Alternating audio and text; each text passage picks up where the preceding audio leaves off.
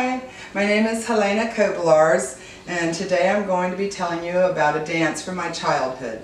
It's called O Bailinho da Madeira, which means Dance of Madeira. Madeira in Portuguese means wood. Madeira Island is a very woodsy and very beautiful place. O Bailinho da Madeira can be attributed to both music and dance. The two are linked and used to describe the cultural style of dance and music of Madeira Island and the Azores Islands. I chose this topic because I wanted something personal that showed my roots.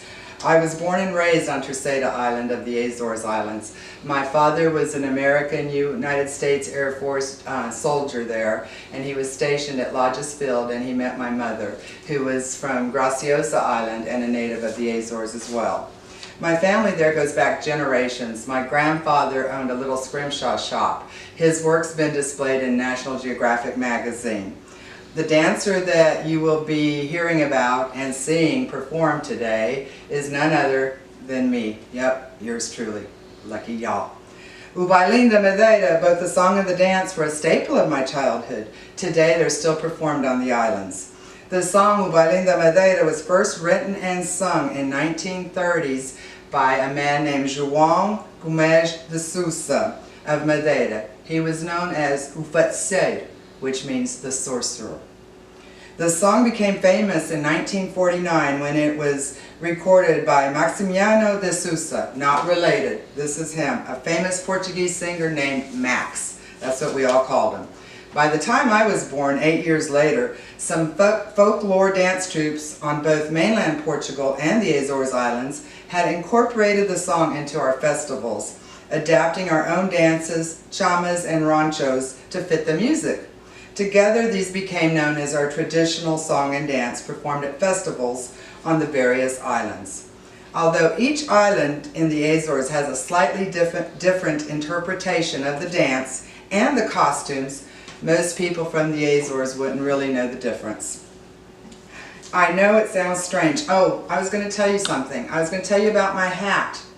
I'm wearing this little hat here because it's from my childhood. You won't find it anymore. You don't see the people wearing them anymore. Every once in a while you might see somebody that has one. But we all wore these when I was a kid. It was part of whatever. And like I was saying, every island and everyone has a different costume. So I wanted to show you the little hat, so I did put it on, even though I don't think it'll stay on if I dance with it. It fit the head of a 10-year-old. I know it sounds strange that the traditional dance of my island, Terceira, is named for and evolved around another island, Madeira. This is in part because of the geography of the Azores, which are a group of 9 islands, roughly 800 miles off the coast of Portugal. To the world, we are simply the Azores. Locally, the islands intermingle and share broad customs and traditions. Furthermore, the reason our most well-known traditional dance is from the mid-1990s is because of the Cold War and tourism.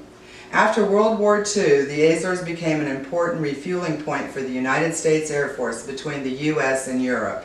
With the Cold War, expansion of Lodges Field on Terceira Island, and the buildup of the United States military personnel, people from all over the world began to pass through our island. That caused an increase in tourism. The GIs and tourists would watch our festivals, and they loved the dances and the song O Bailinho da Madeira, and therefore a tradition was born. O Bailinho da Madeira is a dance that can be performed in many ways. Groups such as our folklore dance troupes will dance the same steps. At our festivals, people will dance at the same time, sometimes together, almost like a line dance, sometimes in circles, sometimes facing each other, and sometimes a bunch of people individually after they've had a couple glasses of vinshade or cognac. At times the men will dance separately from the women, and sometimes we all dance together. Regardless of the island on which it's danced, O Bailinho da Madeira has many common characteristics. The dancers' arms sometimes can be held up or above their heads. Sometimes it can be accompanied by snapping or clapping. The steps include jump or skip steps. On some of the islands, the men will sharply bend their knees. The dance also incorporates torso twists and swings. The dancer usually moves within a within a square 3/4 meter time, matching the beat of the music.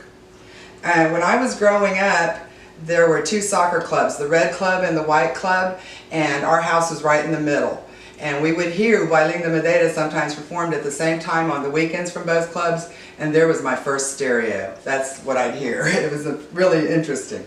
What you're going to see next is me dancing O Bailing da Madeira. It has literally been more than 45 years since I have danced this, other than a few steps here and there, mainly to embarrass my children.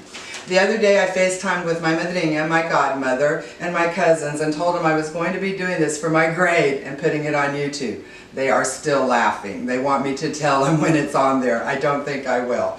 I made my mother, who taught at Arthur Murray back in the early 60s, watch and practice and give me some pointers. She gave up. Trust me, I'm not as good as I was 50 years ago, which wasn't good. So bear with me for your dismay and amusement, and without further ado, here is me, Helena, performing our traditional dance of the Azores, O Bailing da Madeira. If I don't forget to turn on the music. Uh-oh.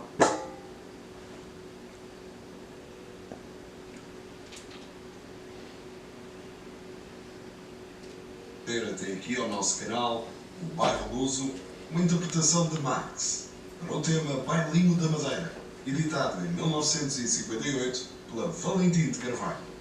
Escuta. Listen.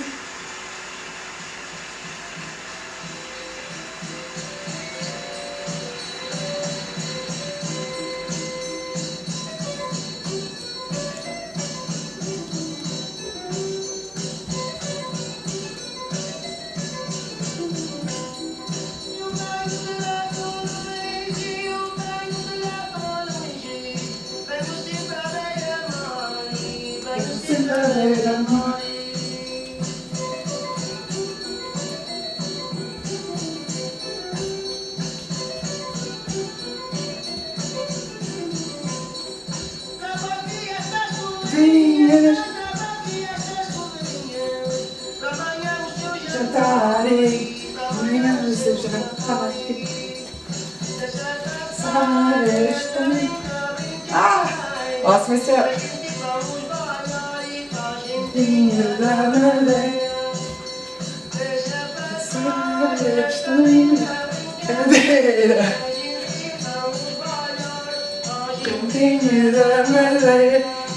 Thank you so very much for your pleasure, enjoyment, and amusement. Oh, my family's still laughing, and I hope you are too. Y'all have a very blessed summer.